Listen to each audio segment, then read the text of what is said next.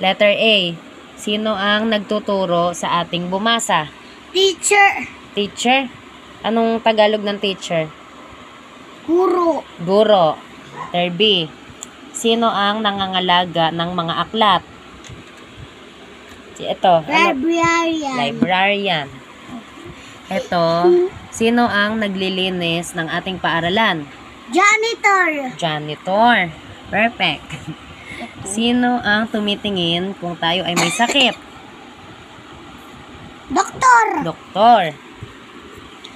Last, sino ang nagmamahala sa ating mga guro? Nagmamahal. Namamahala. Ano siya?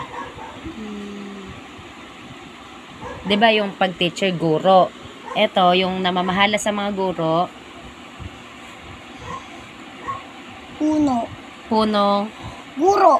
punong Punong guro. punong guro.